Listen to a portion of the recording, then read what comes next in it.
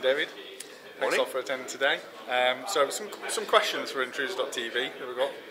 So really, one of the first aspects we wanted to talk about today was the history and why you started. And was it more of a passion, or was it a money incentive, or was it a bit of both?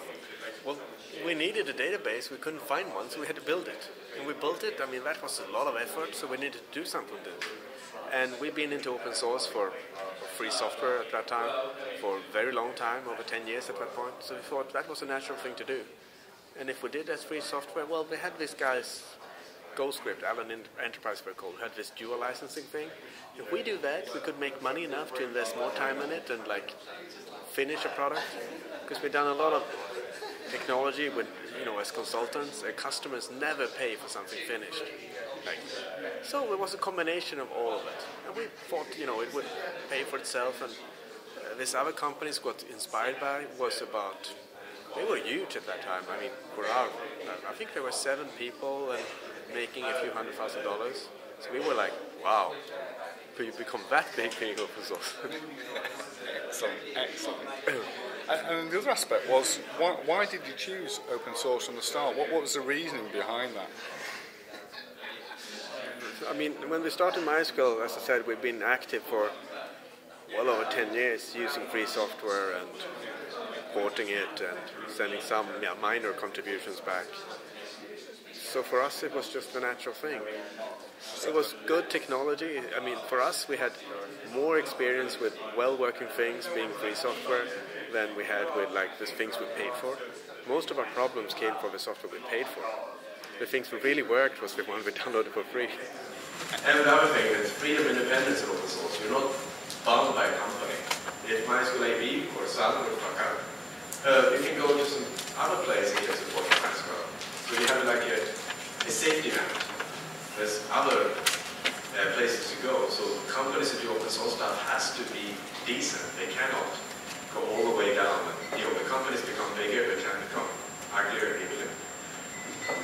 And security is not by obscurity. Open source is not safer by itself. I mean, a bad design is a bad design if it's closed source or open source. But open source, people can see it. So things get more secure, especially things with a widespread like Linux or MySQL, because different independent parties look at it and check it. And you don't have to trust a single vendor saying, this is safe, this is safe. So you've got massive adoption very early. You saw lots of traction, lots of user base. So what was the thinking process behind actually getting investment funds? Why did you actually need the capital? Well, we got this adoption and we worked hard for it. And we were not company builder per se. We were more technology builders. And we knew how to deal with technical people. But at the time of investment, we also wanted to have more business level information. We had a more professional website. I mean, all the other stuff, we did a lot for being so few people in the beginning, and we were extremely efficient, but you can only scale so far. I mean, it can be annoying now as you see a whole team doing things you did on 10% of your time. You think we should be able to do more, but the thing is, when we did it on 10% of the time, that was a far stretch, and we couldn't do anything more. There was no way to grow.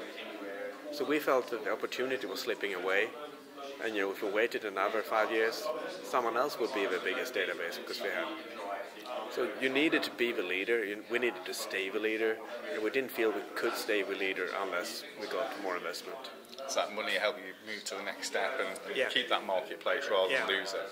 Yeah. And also, just around, I suppose, with the Sun acquisition as well, and Sun, was Sun the perfect candidate because of their open source and being the largest contributor in open source in Java? Was that a major influence in your decision to sell to Sun? Yes, I mean, Sun had other stuff too, like working from home. Sun started that a few years earlier, and it would be very hard for us if a company came along and acquiring MySQL, and and we all should walk into these 5 offices. It's we have people in 25, 30 countries. There's no way to move them into offices. We had people who changed country, worked in the US, and we decided, I'm going to live in New Zealand, change phone number, same email, same Skype, and same IRC handle. Who cares where you are? So the work from home policy was another major influence. Yeah, and of course the open source stuff. If it would be a company that says we're going to go into open source, you would be a bit scared because will take many years to get it right. And Sun have taken a few years to get it reasonably right. It was a couple of pretty bad stuff in the beginning. So you see the ethos around the work from home policy as well being the way forward for large corporations to go as well? Yeah, I mean, for us it was actually a positive to add offices, because some people would like to go into offices occasionally. Most of people, like to have both. So offices are fine, so long you don't have to go. Good. And one of the last questions as well was around obviously being one of the largest companies in Europe, largest software company, and one of the largest sort of, acquisitions in a sense.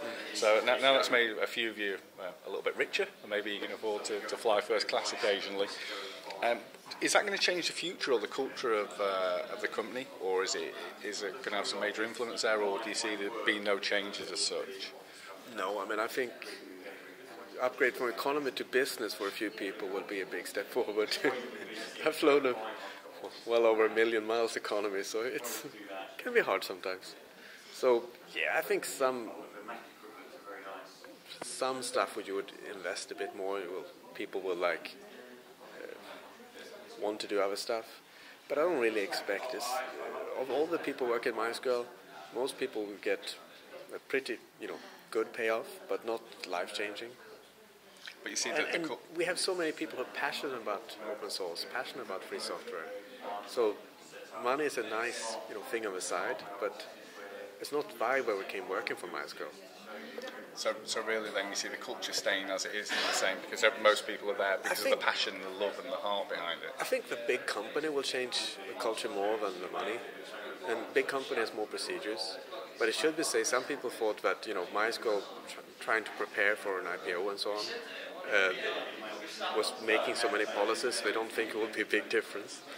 And I mean, MySQL managed to keep the culture very similar, growing from 20, 50 people to a few hundred. And when you go from 100 to 400, you go from the big things, because there's 100, everyone knows everyone's names. 400, you lost that already. So it's a big change, a big step on the way there. And so I think we'll keep it pretty well even when we go into a large company, or a humongous company. And MySQL acquired Sun for 1 billion, so I'm now a bit richer than I was before. Even if I by this time had a tiny part of the company, but a tiny part of $1 billion is more than enough for me.